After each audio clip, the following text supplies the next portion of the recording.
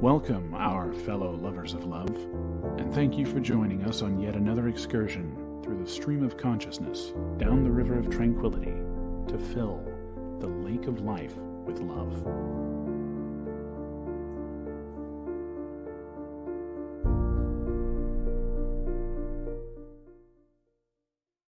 And good evening, our fellow lovers of love. Thank you for joining me and Lubby on this excursion through I'm not even sure what we're going to call it tonight, tangled web. And oftentimes the tangled web that we weave is because we deceive, but actually sometimes the tangled web is just because life is messy.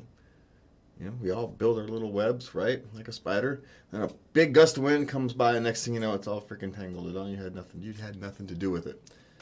But sometimes life is tangled, and then we have to make decisions on how we move forward from there.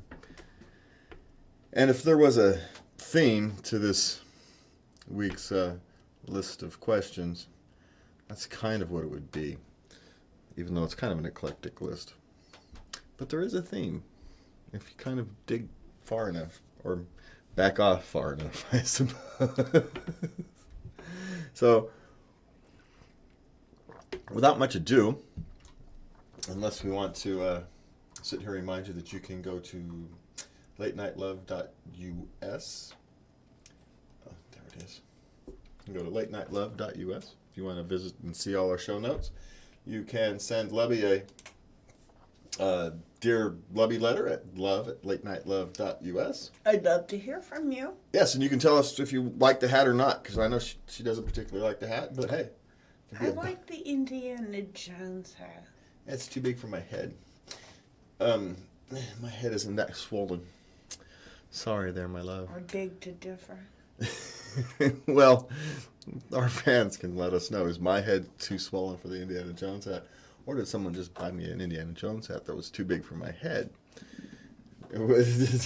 Maybe that's the actual answer to that question. You can join us over at our infant but yet growing locals community over at latenightLove.locals.com. Or is it locals.com/latenightLove? Either way, I think I'll get you there. So anyway, as we go on, it's all right, Lubby. What is our first? Well, we're going to start off with heavy hitter. We're just going to dive right in tonight, folks. Can the father of my unborn child get DHS involved if I was thinking about putting the baby up for adoption?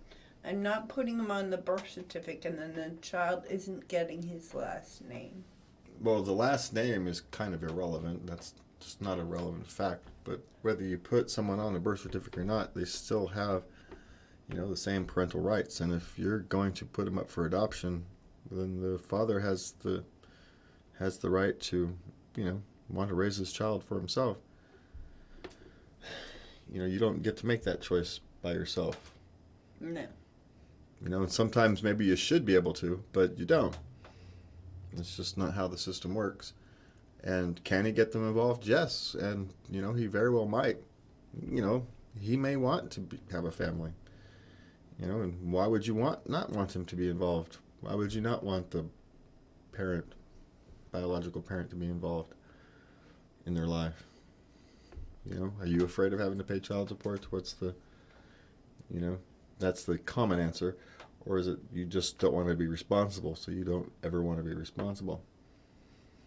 It's a tough call, but, that not wanting to be responsible call was made 6, 7, however many months ago. So I don't mean to laugh, but, that's water under the bridge. You have to decide where you're going from here. And how do you want to be as a human being? Do you want to look back in here in 20 years and regret your decision? Do you want to be convincing yourself that you've done the right thing? Maybe you did. But, it's not your call. There's other people involved. And once other people are involved, it doesn't get to be your call. And realistically, you probably don't want government departments involved in this. They only make these things worse.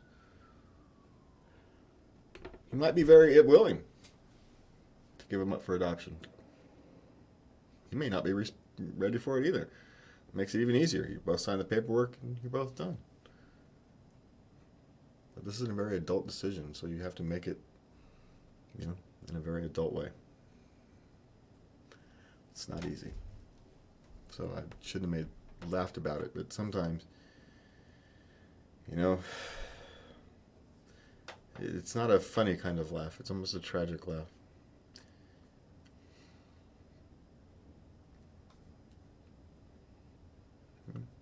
You're trying to do the right thing for the child and yourself, or yourself. But, there is another person involved. Yeah. Okay. Okay, why are people buying houses right now since the housing market is so high? Don't they know they will never be able to sell it for a profit? Well, see, it's that last part is why I put this one in there.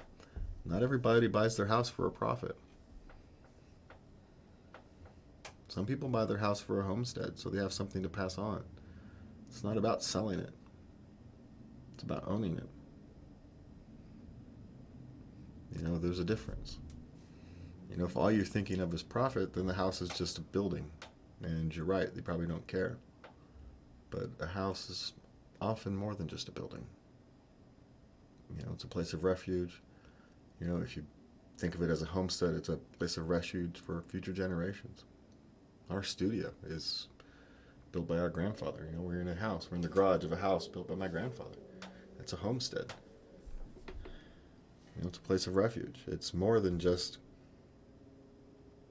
how much it costs, how much you could get for it if you sell it. And depends where you go. If you were buying a house in my particular neighborhood, on my particular block, despite the sounds outside there tonight, in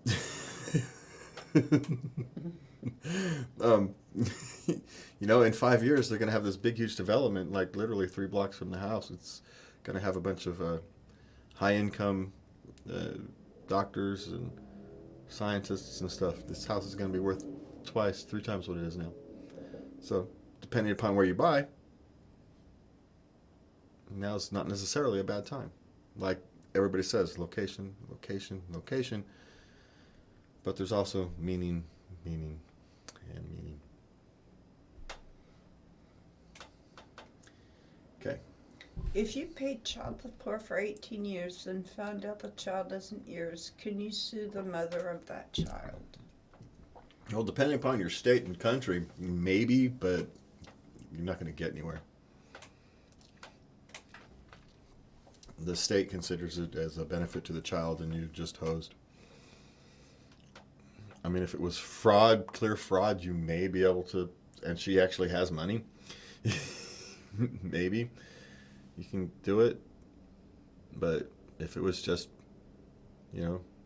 she maybe thought it possibly was yours, and her little side dalliance was, could have been or could not have been, then you're just out of luck, most likely.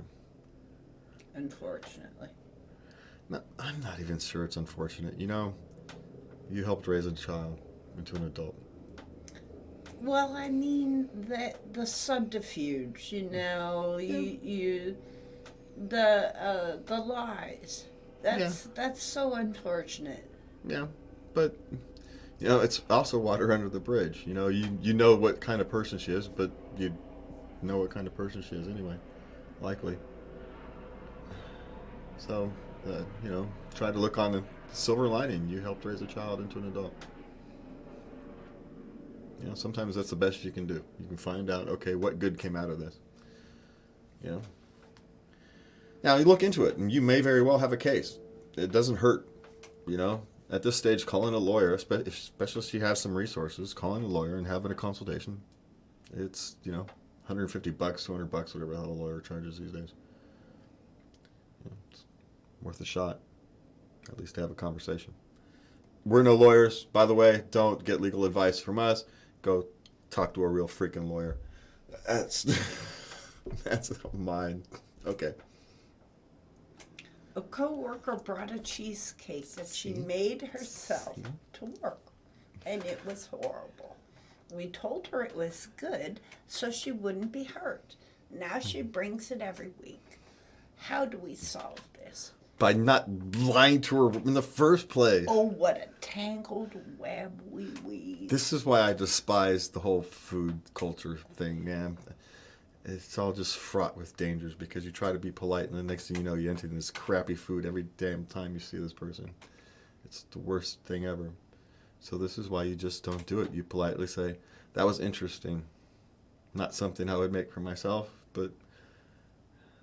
And you just never go down that path.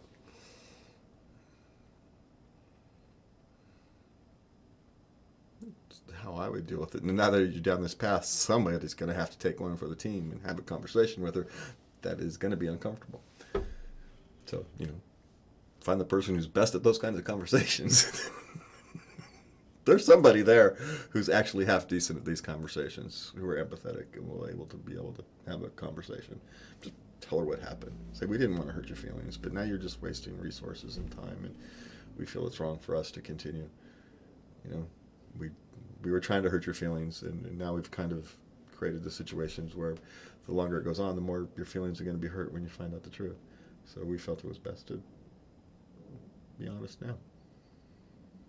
It's going to hurt, it's going to be awkward, but she'll thank you for it in the long run. I would. And your taste buds will thank you for it in the short run. So, Right. So, okay. I submitted a resignation letter and my employer did not approve it. I did not want to work for them again. Is this legal? If it is, how can I make sure to make the employer approve my resignation? Well, unless you have some contract with a no resignation clause, which in most states isn't actually legal. I mean, even in like NFL contracts, they can just not play. They don't get paid, but they just... You do have that option. You can go down and work at the local 7-Eleven or something.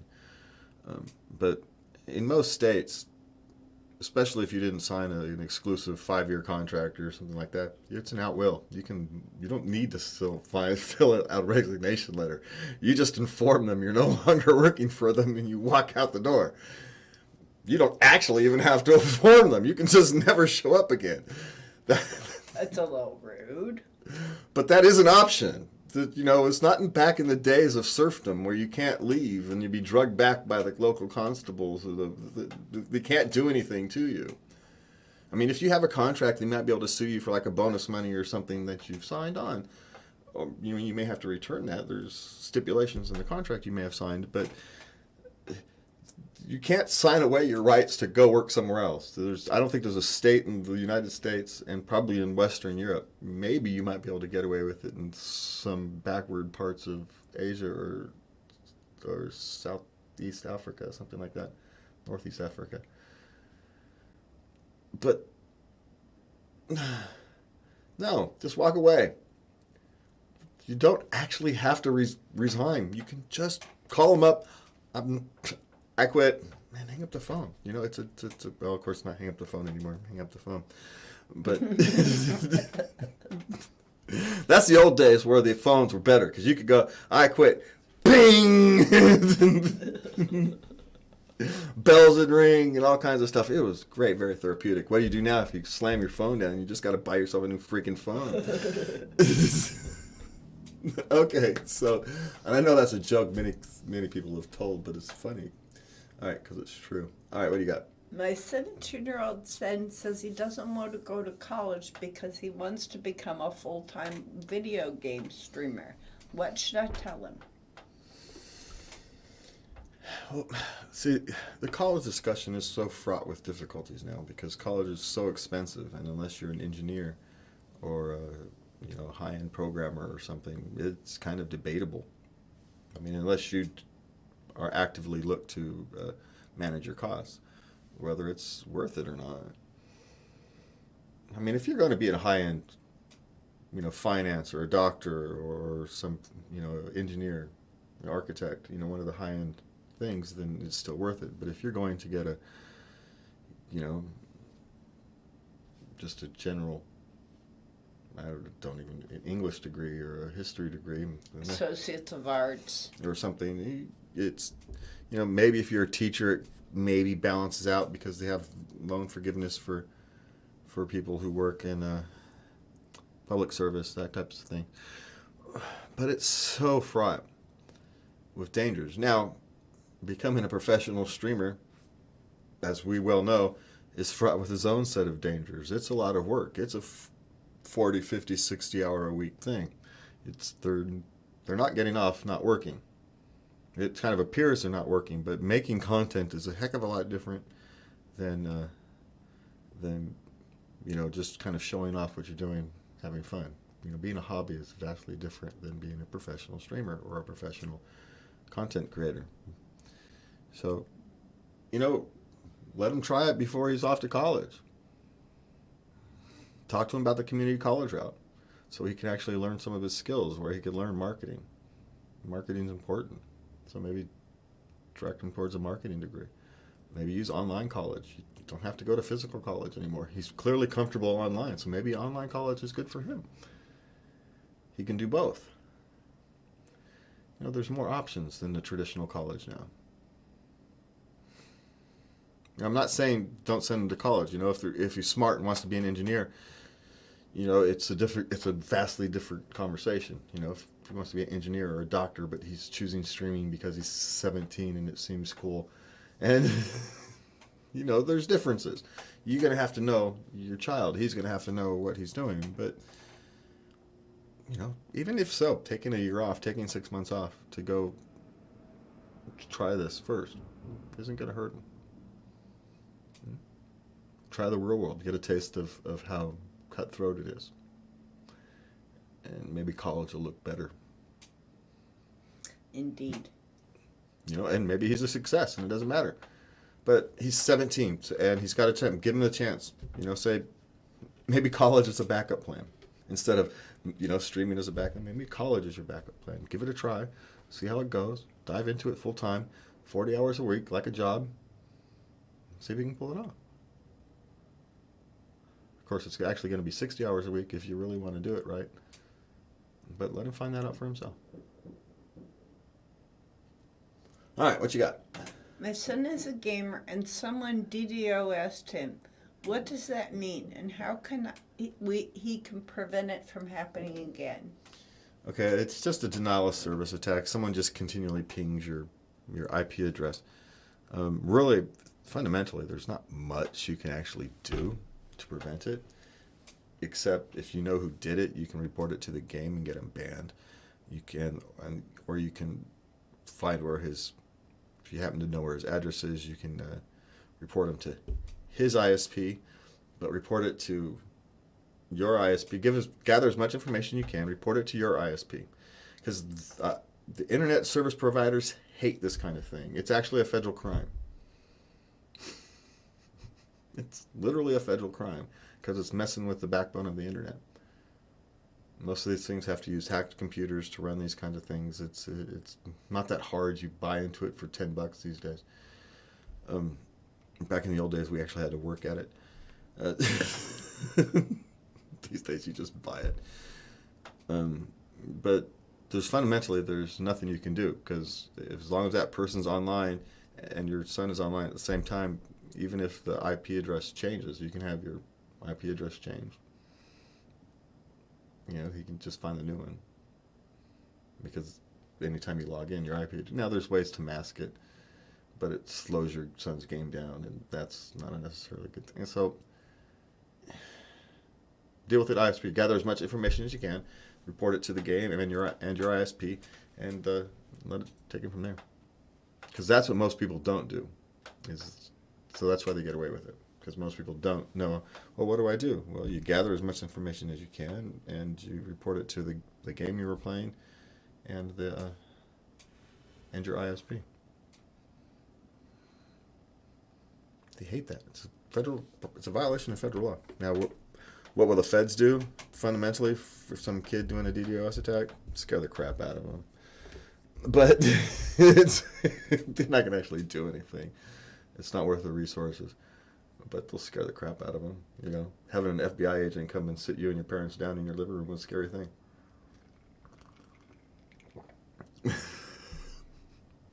It just is. All right. So what else we got? If PC gaming is better than console, then why do major game companies release their games onto console first? How did I get so many gaming tech questions in this week? Why? It's one, it's a captive audience. Two, it's the programming for the game and then port them to the other things, because the games have a stricter set of limitations to work with. So you design them for the games first, because then it's easier to port them to a computer than it is taking this big complicated computer game and then porting it to a console that has, 2/3 the horsepower. So they program it for the console and then port it over, rather than the other way around. And by the way, PC gaming isn't inherently better. It's better in some circumstances. But if you want to sit and game in a living room with your family or friends, console gaming is better. Right? So it depends what kind of game you're playing. So this notion that console or PC gaming is better than one or the other, they serve different audiences and different purposes. It's like an SUV and a sports car. They both get you to the grocery store, but fundamentally they're different cars. One you can take your family on a long trip, and the other one you can drive around a track real fast. But they can still both get you to the store or get you to work. So, they're not really apples to apples. They're different things. Okay. How do I explain to my 6-year-old that happiness is a choice? I plan to leave my daughter behind with my older sister in the U.S. while I work overseas in Cancun. I'll come back and regain custody of her when she's a mid-teen. I want her to be happy. You told her she's losing her mother and you're asking her to be happy? What is wrong with you? Yeah, she's not going to be happy. That's an inherently unhappy thing. Now, you might be able to get her to accept it, but, you're getting to go to Cancun and she's not. Why not? There's nothing wrong with raising a child in Cancun. Lots of people do it. People in Cancun have children. If it's nice enough for you to work there and safe enough for you to work there, then it should be safe enough for you to raise your family there. So that's kind of my question. Why are you going? And this isn't the first time we've broached this question. We've had families actually ask this question. The whole family was moving and leaving their child behind. And, I don't know. I suppose I can quasi-understand it if you're like some Peace Corps person and you're going off to some third world country to work for a year and you want to... I maybe can understand it. Maybe. But I just can't understand why you'd want to do that. It's a wonderful world experience for your daughter. Living in Cancun, a different country for a few years. If it's a good experience for you, it's a good experience for her. Why is leaving her here better? I don't know. I would rethink why I was doing it. Are you being selfish? Are you really doing it for you and your daughter? Maybe it's a chance to make generational money. It's entirely possible, right? You got a chance to make generational money, and you're going to be working 70 hours a week for 3, 4 years, 5 years, whatever it is. Because she's 6, so you're talking mid-teen, so you're talking 7 years. Now, if you got a chance to make generational money, change the generational direction of your whole family, maybe that's an excuse. But short of that, I don't know. Because she's not going to be happy. She may over time accept it because children do, but she's not going to be happy. Good luck trying to reestablish a relationship with a teenager who you don't know. Yeah, ask a military father who's been away for, a number of years during that same time period and see how easy it is. It's reestablishing, you're going to come back wanting to be mom again. And guess what? You ain't been mom in a long time. She's not going to just accept it. So there's just something selfish that rings to me on that letter. I just want someone to, rethink your position on that, if possible. And maybe it's not. Again, maybe there's an excuse. All right. My 3-year-old daughter's mom called me and asked me to help her out, my child, financially. Should I help her? I see my child from time to time, but live far. You don't pay child support every month? Well, that's part of the question. Is, some families, they're neither one is well off enough to send the other person money, right? So you're off kind of surviving on your own. That often happens. But if you have the money to send, why haven't you already been sending the money? Why wouldn't you, is the question. Now, I can get it. If you've got a family and they've got a family and everybody's just kind of struggling to get by, there's you can't suck blood from a turnip, right? There's nothing. But if you can, of course you do. It's not even a question. Why are you actually asking somebody? What you're asking for is someone to give you a reason not to, because you know that you should. You're hoping someone's going to give you some reason not to. Otherwise, you would have already said no. But there's some selfish part of you that doesn't want to, for whatever reason. I'm not going to assume it's necessarily greed. Maybe it's resentment, bitterness, unresolved feelings about being separated from your daughter. There's lots of psychological potentials. But the reality is, you should. So do it. It's often and as much as you can figure out. Why do you want her suffering? Okay. I'm a 36-year-old, still unemployed, with practically non-existent job experience. Given that I come from a middle-class family, do you think I meet the qualifications for a place in the Guinness Book of Records? No.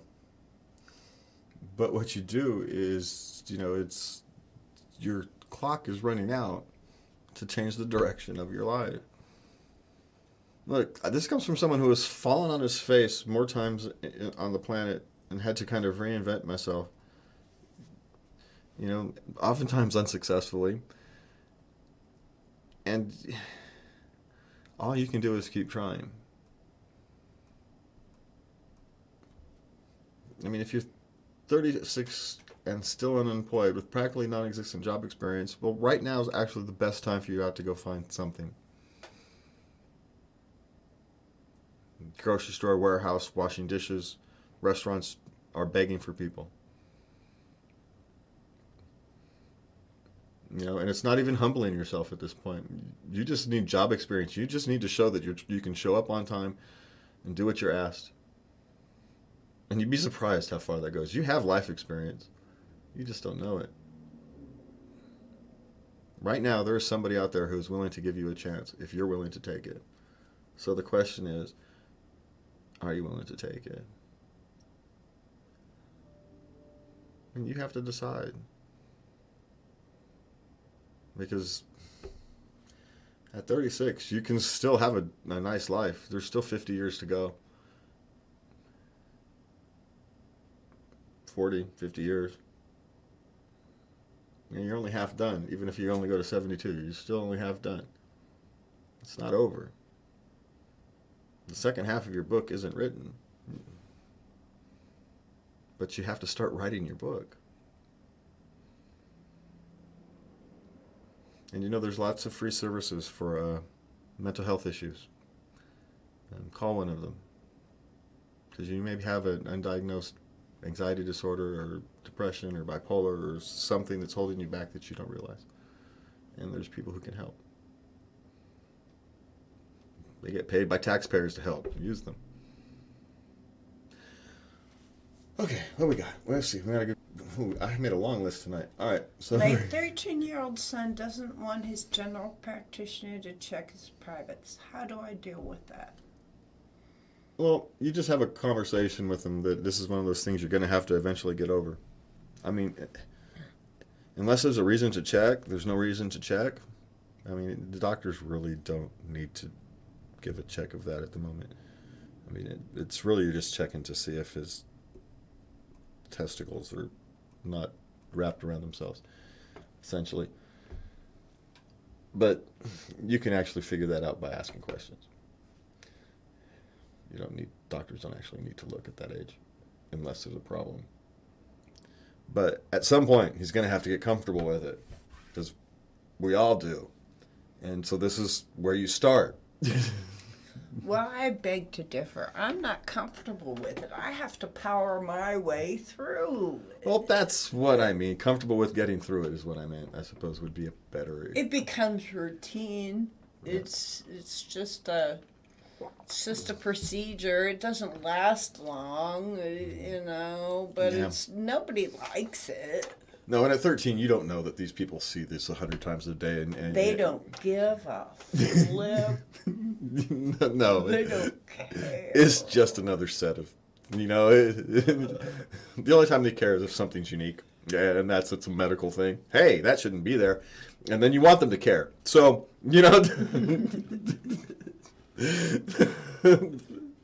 But this is just a time where you start having these uncomfortable conversations. It's also a good time to start those conversations about his changing sexuality. Start it early. It's going to happen. But I wouldn't worry about it all that much. It's fairly routine, fairly normal. Just kind of deal with it. All right. This is so mean. I heard my 17-year-old daughter sneaking out the window last night and didn't hear her get back until 5 in the morning. Should I confront her and ask her where she went? Well, just tell her to quit using the window, making a bunch of noise. Use the front door like a human being. That's Crying out loud. At 17, she kind of is, a practicing adult. And so at that kind of stage, you're like, bad things happen to young women out at those hours.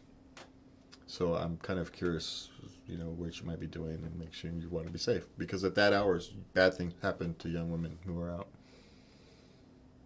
Bad things happen to young people who are out at that hour. But specifically, it's just, Now, if she's just over at Jane's house hanging out, smoking pot and watching movies or something, it's fine. It's not that much dangerous. Everybody has that one friend where everybody can go in the middle of the night. Yeah, no one cares. But, so you do actually want to bring it up, but confront her. It may not be what you want to do. I would actually change the attitude. It's not confronting her. You're trying to find out because it's not safe to be out there at night. Not safe for anybody. Not safe for me. Not safe for you. Not safe for a 17-year-old girl who's inexperienced at the ways of the world. Or a 17-year-old boy who's out there inexperienced with the ways of the world, for that matter. Even though I was out at those hours, I was 17. So, throwing stones here, but I know of what I speak. All right. That's it for you over there? Yeah. All right. My sister recently adopted a child, but the whole family disapproves of it. What should I tell her? You should shut up. You should tell the rest of the... do. You should... Who you should be talking to is the rest of the family, not your sister. Conversation isn't with your sister. Conversation is with everybody else. It's not their business. And if you're not going to be supportive, then you're going to shut the hell up. She don't need you to be negative Nellies in her life. So if you can't be supportive, then at least don't be a drag. And you tell that to the rest of the family. That's what you do. There's times when you have to stand up for something more important than, petty emotions. There's greater principles at stake. She's doing something wonderful. She's adopting a child. Giving a child without a home. Okay. My daughter says she doesn't want my help or want me checking her grades. She's in college and I want access next fall. What should I do? There's not a damn thing you can do. So. Be frustrated is what you're going to do. Be nice, maybe she'll tell you. Yeah, change your attitude towards it. Stop expecting it and you may get it. Start treating her like an adult and she may start treating you like an adult relationship where she shares these things because she wants to, not because she has to. Your relationship has changed. It just has. She's an adult now. You want her to share these things with you because she wants to share these things with you. You want her to want to ask for your help. Not that she has to ask for your help. Not that she has to share it. So she's drawing her boundaries. Respect them. Okay, I think we can power through these last couple real quick. My fiance got his coworker pregnant. Our wedding is in 2 months and everything's paid for. He says he still loves me and that he made a mistake. What should I do? What would you do? Well, it depends on what you want to do. But you got to realize if you marry this man, you are marrying this other woman and child for the rest of your life. They are going to be in your life too. Well, it's just not that.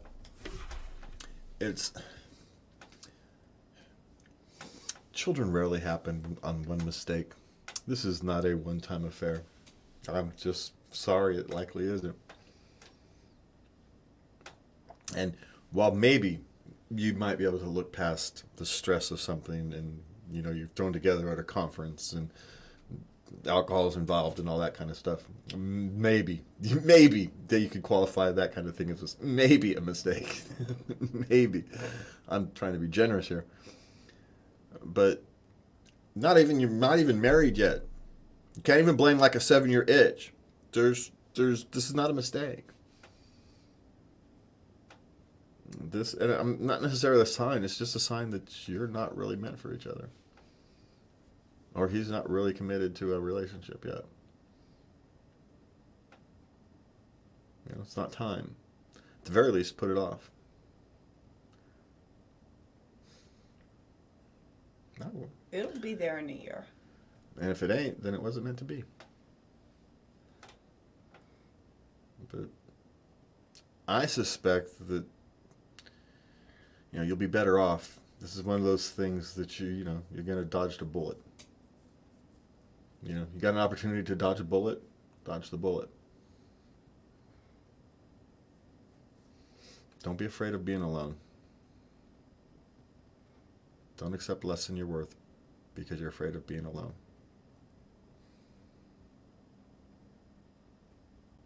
Have more faith in yourself than that. Okay. I'm 21 years old. I'm a homeowner and in college.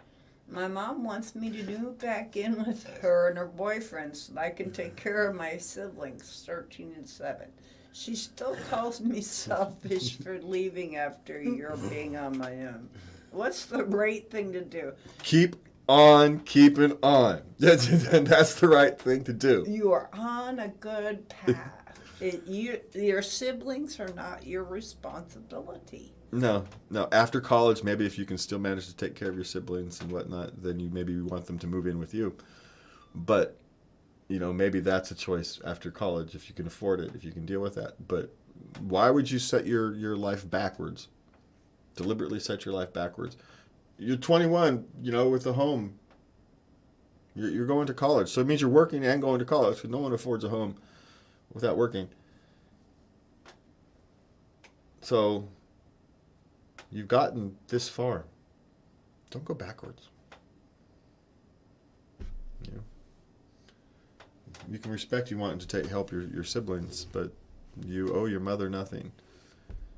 You can still be an older sibling without having to move back, without having to set your life backwards. Some people, your mother is unfortunately toxic, because only a toxic parent would ask that. And we saw another daughters who are drawing boundaries. It's time for you to draw yours. And I know it's hard. but you know the right thing to do. Just keep on keeping on. Okay, last one. Last one. How would you handle it if your 29-year-old stepson, who has a college degree but is vowed to never work since he's anti-capitalist, wants to move back in? He has been couch surfing with various friends and family for 8 years. Well, in a sense, if you're providing value to other people, and so, whether it's comfort, kindness, entertainment, whatever, and they repay for that with place to sleep or something. There's fundamentally nothing wrong with that, but that's no different than being a capitalist, by the way.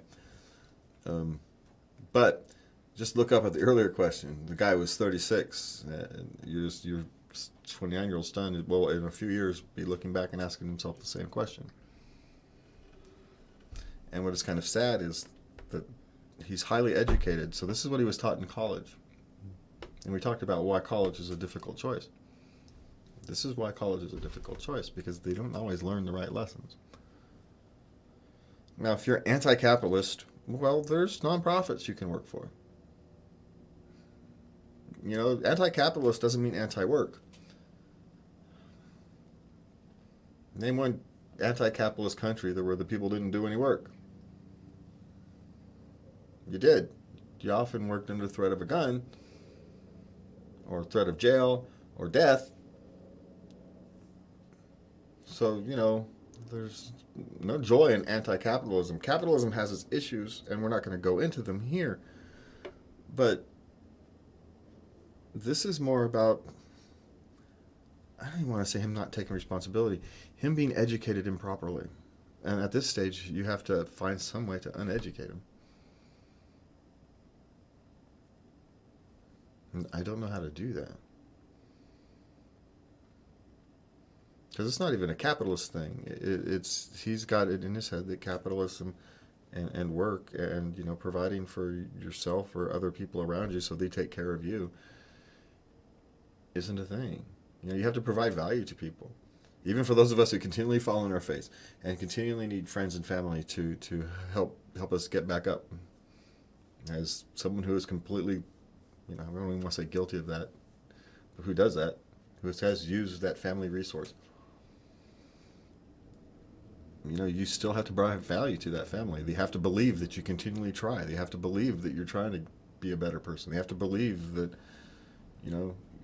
you're not selfish. You have to believe all these things. You have to provide some value to them. Otherwise, you're going to end up homeless on the street. And it's not about capitalism. It's just because you become a drag. And, not everybody wants to walk around with an anchor. And so if you are going to be an anchor, you have to figure out how to lighten that load. Now, what do you tell them? I don't know.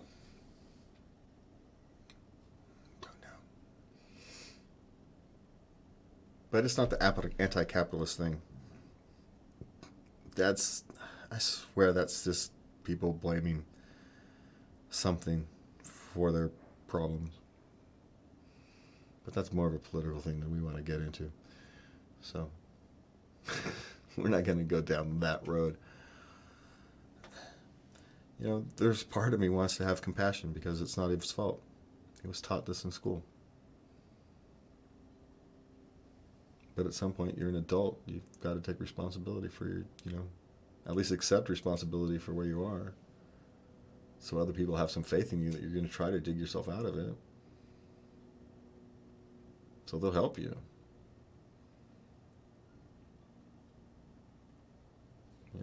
Whether it's capitalism or socialism or whatever ism you want, ultimately that's the end of it, isn't it? Other people have to want to help you if we're going to have successful lives. And how do you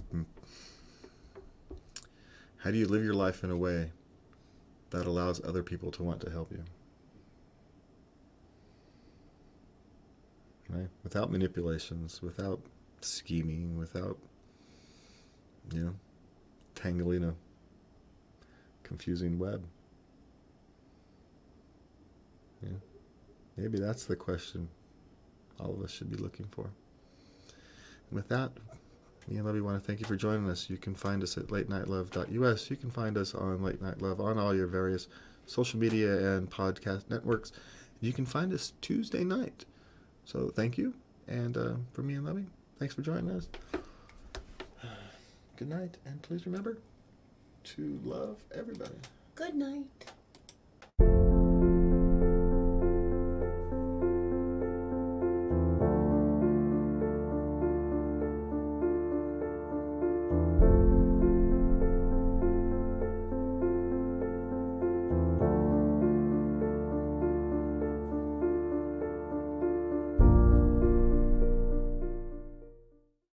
And I forgot to end. Hi, everybody, again. I forgot to click the end broadcast button.